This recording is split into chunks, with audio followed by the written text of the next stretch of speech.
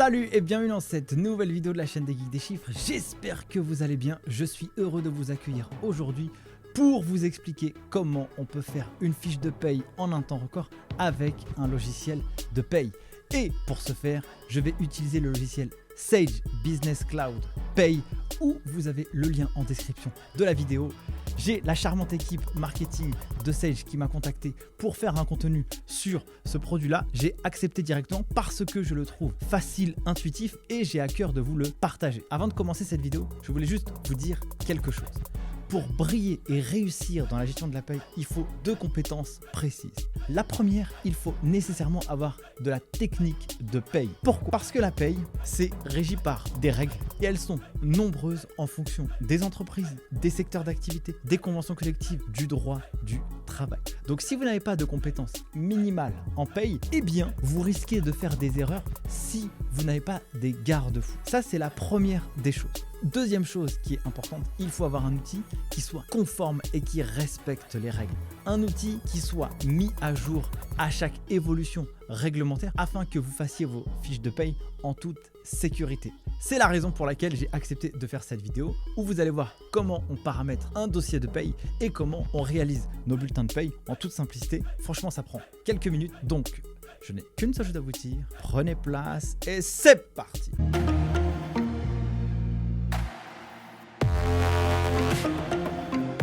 Démarrons cette vidéo, on va commencer par le début. Lorsque l'on découvre un nouveau logiciel, il va falloir fonctionner par étapes. Avant de rentrer dans le nerf de la guerre, on va déjà commencer par paramétrer notre société. Là, vous aurez deux cas de figure, mes chers amis. Le premier, soit vous n'avez jamais eu de salarié et donc vous prenez un logiciel de paye, comme celui-ci par exemple, Sage, et vous allez commencer à créer votre établissement, créer vos salariés. En revanche, si vous avez déjà un logiciel et que vous souhaitez migrer sur cette solution, alors vous pourrez importer votre DSN de l'autre logiciel pour pouvoir mettre à jour et pouvoir utiliser cet outil avec l'ensemble des informations qui émaneront de votre DSN. Alors nous, dans le cas de figure là maintenant, on va commencer par comme si on n'avait pas créé de salariés et on va faire le schéma global pour que vous puissiez aller faire votre première fiche de paye. Alors, on va déjà commencer par le dossier. Donc, dans le dossier, qu'est-ce que nous avons ? Donc, nous avons, par exemple, la fiche de l'établissement. Donc, dans la fiche de l'établissement, on va faire quoi ? On va renseigner l'identité de la boîte. Donc là, ici, vous avez la raison sociale, le SIRET, etc. Vous avez sa convention collective. Ça, c'est très important. Donc, pour avoir la convention collective, là, vous allez dans Modifier, par exemple, et vous allez aller chercher le numéro de votre convention collective. C'est facile. Vous avez un petit truc de recherche, et puis il va aller vous indiquer votre convention collective. Pourquoi cette information, elle est importante ? Déjà, c'est une information qu'il y aura sur la fiche de paye. Ce qui est important aussi, c'est la chose suivante. L'ensemble des outils logiciels sont amenés à prendre en compte toutes les règles de droit qu'il puisse exister. Vous avez le code du travail, le droit du travail, mais aussi vous avez les conventions collectives qui ont un impact en fonction des industries dans lesquelles les entreprises évoluent. Et donc, Sage, je sais où j'ai commencé à découvrir cet outil au début de l'année 2022, Sage traitait l'ensemble du code du travail sur les règles de la paye. Et dans la perspective du développement du produit, eh bien, les spécificités des conventions collectives allaient aussi être traitées dans l'outil. Donc, si vous ne le faites pas, vous risquez de passer à côté de choses parce que vous n'aurez pas forcément la connaissance ou alors vous allez perdre du temps parce que vous irez directement chercher dans les conventions collectives alors que les informations pourraient être amener ou injecter directement dans l'outil de paye. Donc ça, vous pouvez aller chercher, hop, donc là, on peut faire une recherche, par exemple, je ne sais pas moi, si je mets, formation, qu'est-ce qu'on a ? Formation, organisme, voilà, ici, là, presse d'information, bon, vous avez tout ce que vous voulez, bon, je prends celui-ci. Et donc après, je peux enregistrer. Donc là, vous avez ça, bon, là, ça me fait des petites erreurs, moi, je suis sur une version test, mais donc il faudra régler les choses les unes après les autres pour que vous puissiez bien cadrer votre dossier. Attention, c'est perdre du temps pour en gagner. Si vous ne le faites pas, vous allez galérer. Ensuite, vous avez la partie des organismes. Ce qui est important, c'est que quand vous faites la paye, vous allez payer des gens. Vous allez payer des organisations. Qui sont-ils ? Vous avez le salarié. Il travaille.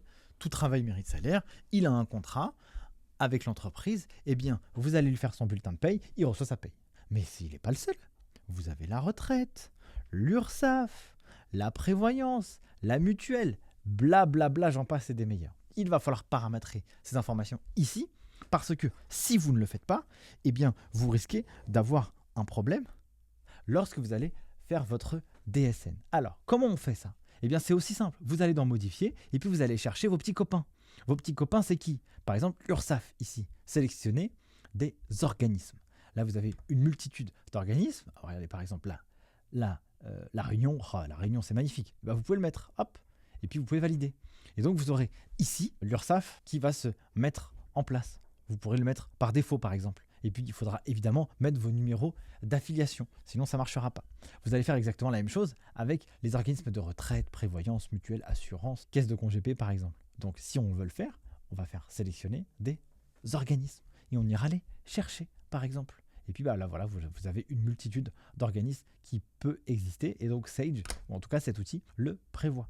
Comme ça, ce sera facile après pour vous. Qu'est-ce qu'on a d'autre? On a évidemment les taux d'accident du travail qu'il va falloir paramétrer. Ça change chaque année. Le taux d'accident du travail, il va être unique en fonction de l'entreprise et en fonction de son secteur d'activité. On n'aura pas le même taux d'accident du travail dans une boîte où les salariés vont sur des chantiers, où les salariés vont faire un travail pénible, que si on est assis sur notre bureau en train de faire une vidéo YouTube comme celle-ci, par exemple. Ce ne sera pas la même chose. Et donc, il va falloir ajuster le taux d'accident du travail, par exemple, etc., etc. Même chose sur la partie la retraite, prévoyance, s'il y a des choses à modifier. Donc, on ne peut pas faire de la paye en s'inventant gestionnaire de paye. Par contre, on peut vachement se faciliter la vie, ça veut dire, quand même. Avec des outils comme ça, franchement, ça vous permet d'aller rapide. Maintenant qu'on a fait ça, qu'on a analysé les organismes complémentaires, les contrats sociaux qu'on peut avoir ici, eh bien, on va pouvoir aller créer nos premiers salariés. Bah oui, parce que si on veut créer nos premiers salariés, on a envie de pouvoir faire les fiches de paye. Donc là, j'ai une petite version d'essai, et donc dans cette petite version d'essai, j'ai déjà des salariés qui sont paramétrés. Mais si je voudrais en créer un, qu'est-ce que je ferais? Bah, j'irais dans ajouter un salarié. Et puis, bah, ce serait facile. Il faudrait que je renseigne toutes les informations dont j'ai besoin. Ça, c'est important de bien récolter les informations auprès de vos salariés pour que lorsque vous allez faire la création du salarié dans la paye, vous soyez tranquille. Vous avez tout, le nom, le prénom, la situation de famille, le numéro de sécurité sociale, etc., etc., pour que ça puisse être facile. Là, je vais prendre un salarié qui a déjà dans l'outil. Donc, on y va. Henri André. Eh ben, qu'est-ce qu'on a, lui? Monsieur, son nom, son prénom, ensuite son adresse, sa banque. Je renseigne tout, j'ai tout ça. Si vous souhaitez faire la paye correctement dans une boîte, faites-vous une petite liste, une petite to-do. Lorsque vous allez renseigner et intégrer les collaborateurs dans la boîte, sachez que vous devez avoir toutes les informations en amont pour pouvoir l'intégrer dans votre société d'abord. Ensuite, vous avez le contrat. Et là, par exemple, dans le contrat, qu'est-ce qu'on a? La date d'embauche et puis la typologie du contrat. En fonction de la typologie du contrat, je n'aurai pas les mêmes cotisations sociales aussi. Si je prends par exemple un contrat, qu'est-ce qu'on a? D'apprentissage. Là, ici, contrat d'apprentissage et de professionnalisation, par exemple, qui est la fin de la période d'essai, qui est la date de fin de contrat prévisionnel. Et vous voyez, on a des petits points d'interrogation qui nous permettent de nous guider au fur et à mesure. Ensuite, qu'est-ce qu'on a? L'ancienneté dans la profession, dans le groupe, dans la classification du contrat, etc. Et donc, on y va jusqu'au bout. Jusqu'au bout. Là, on peut le mettre. Quelle convention collective? Bon, là, lui, c'est la papeterie. Mais si on avait fait la convention collective que je vous avais montrée au début de la vidéo, eh bien, c'est celle-ci qui apparaîtrait ici. Ensuite, on a le salaire et les horaires. Le nombre d'heures travaillées par jour. Est-ce qu'il est sur un contrat 37 heures? Est-ce qu'il est sur un contrat 39 heures? On va mettre les choses différemment ici, par exemple. Est-ce que le type de salaire, il est quoi? Il est mensuel? Est-ce que c'est un taux horaire? Salaire mensualisé? Ça, un salarié non mensualisé? Autre? Quel est son salaire de base? Et donc, ça, ce sont les informations que je vais intégrer dedans. Et grâce à ça, ça va me permettre de calculer ma paye par la suite. Vous aurez aussi, qu'est-ce que je pourrais vous montrer? Par exemple, les congés. Voilà. Quels sont les congés qu'il a acquis en N-1 et quels sont les congés acquis en N? Les différents contrats qu'il peut avoir. Donc, lui, la retraite, la prévoyance, la mutuelle, tout est OK. Là, on est bon. Les contrats sociaux, qu'est-ce qu'on a d'autre? Voilà, par exemple, ici. Je pourrais sélectionner plus de contrats si j'en avais d'autres. Voilà, on peut prendre ça. Et on valide. Et ensuite, on enregistre. Et voilà, là, j'ai fait le paramétrage de mon salarié. C'est facile. Il n'y a pas grand-chose à faire. Là, je n'ai pas besoin d'avoir des compétences incroyables pour pouvoir faire ce travail-là. Maintenant, ce que je vais faire, c'est que je vais aller faire mon bulletin de paye. Là, le bulletin de paye, ça va être très simple. Vous allez avoir deux manières de pouvoir le faire. Soit vous allez avoir la saisie des éléments. J'entends saisie des éléments variables de paye. Les primes, les indemnités, les heures supplémentaires, les heures complémentaires, les avantages en nature, les acomptes. J'en passe et des meilleurs. Donc là, vous pouvez le faire ici, saisie des éléments. Et là, ça va se faire par salarié. OK? Et donc, dans la saisie des éléments, voilà, vous avez dans la rémunération, vous avez tous les éléments variables de la rémunération. Par exemple, là, ce que je vous ai dit. Par exemple, là, les avantages en nature. Nombre d'avantages en nature, nourriture, nombre de pièces de logement. Vous savez que si vous avez des avantages en nature, eh bien, il existe des avantages en nature. Voiture, nourriture, NTIC, par exemple. Eh bien, il y a une valorisation qui va devoir se faire par rapport à l'avantage nature qui se calcule en fonction de ce qui est donné par l'URSSAF. Bref, j'en passe, c'est des meilleurs. Donc ensuite, une fois que vous allez pouvoir renseigner vos éléments, si je prends par exemple une prime courante, eh bien vous allez aller ici inscrire prime exceptionnelle. Donc vous allez modifier, hop, et vous allez indiquer la prime exceptionnelle. Je ne vous le mets pas maintenant parce que l'objectif pour moi, c'est de vous montrer une fiche de paye vierge. Et après, je vous fais quelques petites modifications, comme ça vous allez voir à quoi ça ressemble. Donc prenons le cas de Marc ici. Donc Marc, il a un salaire mensuel de base de 2500 euros. Comment on peut retrouver cette information? Ça, c'est quand on a fait la saisie du salarié ou qu'on a renseigné ces informations. Cette information, elle était écrite dans sa fiche individuelle. Je vais regarder, comme ça je vous montre direct. Marc, hop, donc on a où salaire et horaire. Eh bien voilà, il est à 2500 euros de salaire de base. Et donc c'est normal qu'on va le retrouver dans le bulletin de paye. Je reviens ici. Donc, et là vous avez ça. Bon, ici vous avez une petite prime d'ancienneté qui s'est greffée lorsque j'ai fait le test de l'outil. Mais voilà comment ça marche. Donc vous avez un total de salaire brut et vous avez l'ensemble des cotisations sociales. Ce qui est important quand on fait de la paye, c'est de pouvoir être au fait de l'ensemble des cotisations sociales et faire de la veille. Parce que s'il y a un taux qui change, normalement l'outil de paye, il doit prendre en compte l'ensemble des modifications. Mais il se peut qu'il peut y avoir un couac, on le sait, on ne sait jamais. Donc être un très bon technicien de paye, c'est être vraiment au fait de l'ensemble des cotisations. Ça vous permet de checker de temps en temps pour voir s'il n'y a pas des ratés. Et donc ça, typiquement, vous retrouvez ça directement sur le site de l'URSSAF. Là, je vous ai fait une petite impression, enfin un petit screenshot du site de l'URSSAF, où vous avez par exemple l'assurance vieillesse. Vous avez cette cotisation, vous avez la cotisation rémunération. Donc là, c'est montant au 1er avril. Donc là, c'est les cotisations de droit commun au 1er avril 2022 sur la totalité de la rémunération ou dans la limite du plafond. Parce que vous avez des cotisations qui sont un certain taux en fonction d'un certain montant du plafond de la sécurité sociale et puis d'autres taux si ça dépasse le plafond de la sécu. Par exemple, ici, l'assurance vieillesse. Qu'est-ce qu'on a? Eh bien, on va regarder. Dans l'assurance vieillesse, on a la partie plafonnée et la partie déplafonnée pour la partie sécurité sociale, qui correspond à cette cotisation que je vous ai montrée juste avant. Donc, on le voit ici. Donc, qu'est-ce qu'on a? On a 8,55, une charge patronale et une charge salariale, ici, de 6,90. Est-ce qu'on retrouve ces informations ici? 8,55, employeur, salarié, 6,90. Assurance vieillesse, 0,40 pour le salarié, employeur, 1,80. Donc là, c'est en fonction de la limite. Nous, ici, notre salarié, il est en dessous du plafond de la sécurité sociale. Donc, tout est assujetti à cette partie-là. Mais si, par exemple, il atteignait le plafond de la sécurité sociale, qui est de 3000, peut-être 300 et quelques ou un petit peu plus, eh bien, ce serait plafonné ici à la cotisation à 3300 et quelques. Je ne connais pas le plafond de la sécurité sociale au moment où je tourne la vidéo, mais c'est facile à trouver sur Internet. Vous faites une recherche Google et vous l'avez directement.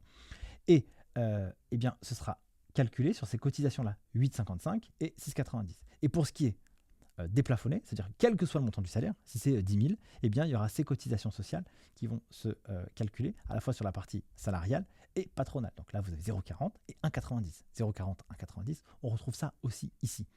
Donc, vous avez aussi, par exemple, les allocations familiales. Qu'est-ce qu'on a? Allocation familiale, là, c'est la partie famille. Donc, vous avez 3,45. Qu'est-ce qu'on nous dit? On nous dit quoi? On nous dit que 3,45. Et ce qui est intéressant, c'est que vous avez des petits astérix. Alors, en paye, faites gaffe, vous avez toujours des astérix. Hein. Donc, ça, il faut vraiment faire attention pour pouvoir bien savoir. Il y a la particularité, puis il y a toutes les spécificités, quoi. Enfin, il y a le principe et toutes les spécificités, pardon. Donc, on regarde le petit 3. Qu'est-ce que ça nous dit?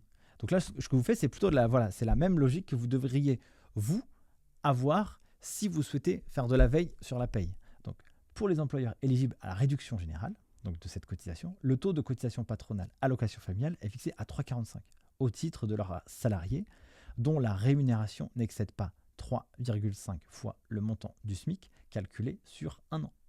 Donc, ça doit faire 5 700 et quelques euros. Donc, si vous êtes inférieur à 5 700 et quelques euros par mois, ou en tout cas sur le cumul sur l'année, eh bien, la cotisation est de 3,45. Si vous êtes au-delà de ces 3,5 fois le SMIC, eh bien, la cotisation est fixée à 5,25. Ok les amis? Et donc vous avez toutes ces informations. Ensuite, ça vous donne votre net à payer avant impôt, blablabla, et puis vous avez le net à payer. Voilà une fiche de paye. Donc là, vous avez l'outil, il vous permet de sortir la fiche de paye très facilement. Si vous n'avez pas des cas qui sont trop particuliers, franchement, ça peut être hyper facile pour vous de pouvoir le faire. Maintenant, prenons le cas où je vais lui mettre une petite prime, le cher ami là. Donc je lui mets une petite prime. On va regarder. Donc prime exceptionnelle, je vais lui mettre, allez, 1000 euros parce qu'on est sympa. 1000 euros, j'enregistre. Je dois calculer le bulletin de paye. Ça patiente un peu, mais bon, ça reste assez rapide, sans problème. Et vous allez faire l'impression. Impression, comme ça, on va pouvoir regarder dans la vue de notre bulletin de paye comment il a changé. Normalement, il a rajouté ma prime exceptionnelle de 1000 euros. Et il m'a calculé normalement mes cotisations sociales en conséquence. Ah ben voilà, prime exceptionnelle, 1000 euros. Donc il m'a recalculé mon bulletin de salaire. Et vous voyez là ici, hop, ben voilà, c'est 3428, le plafond de la sécurité sociale. Alors attention, là c'est une version test de 2021. Peut-être qu'il a changé sur 2022. Ça se met à jour de toute façon tous les ans. Et voilà, et après il me calcule mes différentes cotisations sociales. Et donc voilà ce que ça me fait. Donc voilà pour la partie du bulletin de paye. Si par exemple je voudrais faire une vue globale, une saisie multisalariée, que je voudrais faire par exemple sur des avances et acomptes, hop, je prends ici avancé à compte, j'exporte ce fichier, avancé à compte, je vais le renseigner. Donc là j'ai tous mes salariés, bon là j'en ai que 4 donc c'est assez rapide, mais avancé à compte sur salaire, je prends, moi je prends lui, je prends 400 euros, lui je lui prends 230 euros, lui 450 euros et un tel, hop là, donc ça me fait tout ça. Ensuite je vais enregistrer, ça va être fastoche, j'enregistre et je vais aller l'importer. Donc là je l'ai exporté, je vais importer. Et ce fichier que je vais importer, eh bien, il va venir mettre à jour tout ce que je viens de faire à l'instant là. Oui, c'est parti. Et voilà, finger in the nose. Il m'a mis ici tous mes acomptes sur salaire. Donc si je vais reprendre mon petit salarié là, que je viens d'avoir, notre cher ami, bulletin du salarié, je suis ici Marc, donc je calcule. Ah, vous voyez là, ici, j'ai même une vue aussi un peu plus facile sur cette partie-là. Vous voyez, là, ça peut être encore un peu plus facile. Hop, je calcule, j'imprime, et là, il va me ressortir normalement avec mon acompte. Et donc, voilà, mon acompte, il est ici, acompte sur salaire, moins 230 euros. Et voilà comment je fais une fiche de paye. C'est carrément facile. Vous voyez ce que je veux dire? Donc ça, c'est pas très difficile. Imaginons que notre cher Marc, il a été malade, il a une absence, donc on va lui mettre un petit arrêt de travail. Donc, congé et absence, qu'est-ce que je peux avoir? Donc, je le mets ici, je vais créer une absence. Quelle est la nature de l'absence? Est-ce que c'est une absence exceptionnelle? Est-ce que c'est un accident du travail? Est-ce que c'est un congé sans solde? Eh bien, je vais le faire. Accident du travail. Date de début de l'accident, je mets la date et je mets la date de fin. À quel moment, combien d'heures, etc. Et puis, je vais enregistrer. Et donc, lui, mon outil, il va me calculer aussi directement l'absence dans mon logiciel de paye. Donc, c'est assez simple. Et après, je n'aurai plus qu'à faire mon bulletin de paye. Enfin, j'aurai plus qu'à envoyer mon bulletin de paye à mon salarié. Donc, soit je lui envoie par mail, soit je lui en imprime. Et après, je pourrais faire ma DSN. Donc, dans ma DSN, je vais faire un truc tout simple. Je vais faire une nouvelle déclaration. J'y vais, enregistrer. On y va, on attaque. Et puis après, ça va partir. Si ma DSN a des erreurs, cette information me sera indiquée. Donc là, elle est ici. Hop. Et je pourrais juste l'envoyer après, sans problème. Ok les amis? Donc voici comment on peut faire un bulletin de paye rapidement. Ce qui est aussi intéressant avec cet outil, c'est que vous avez dans le fil d'actualité où vous avez des centres d'aide qui sont hyper bien faits. Si vous avez des questions, vous aurez toutes les réponses. C'est assez incroyable ce qu'ils ont fait, c'est vraiment trop bien. Vous avez aussi une partie outils, infos à ne pas manquer. Ce qui est cool, c'est que chaque semaine, vous avez des live avec des experts techniques sur Sage qui peuvent répondre à vos questions sur l'utilisation de l'outil, comment on fait les paramétrages, si vous avez des absences pour maladie, si vous avez des personnes qui sont absentes depuis un certain temps, accident du travail, ils peuvent vous répondre à ces questions. Il suffit juste de s'inscrire aux événements et puis après, vous inscrivez. Voilà, je vous montre par exemple des replays de sessions. Soit vous pouvez regarder les éléments en direct, soit vous pouvez regarder les replays de sessions. Et puis après, ça vous permet de faire comme il faut, quoi. Si vous souhaitez faire une migration de Ciel Paye à SBCP, si vous souhaitez faire vos premiers pas, si vous souhaitez faire les déclarations sociales nominatives, les contrats sociaux et paramétrage DSN, vous y allez. vous renseignez vos informations, ici, nom, prénom, mail, et c'est parti. Et là, voilà, vous avez ça. Ici, c'est des vidéos qui durent un certain temps. Et puis voilà, vous avez des experts du logiciel, ceux qui ont fondé le produit, qui vont vous expliquer chaque élément les uns après les autres. Ça, c'est vraiment hyper intéressant parce que vous n'êtes jamais seul en réalité. Merci d'avoir suivi cette vidéo jusqu'à maintenant. Si ça vous a plu, n'hésitez pas à balancer un gros like et un petit commentaire, ça fait toujours plaisir. Et au moins, ça me donnera l'information si vous souhaitez voir ce genre de vidéo encore sur la chaîne Les Geeks des Chiffres. Sur ce, prenez soin de vous et moi je vous dis à bientôt pour une prochaine vidéo. Ciao!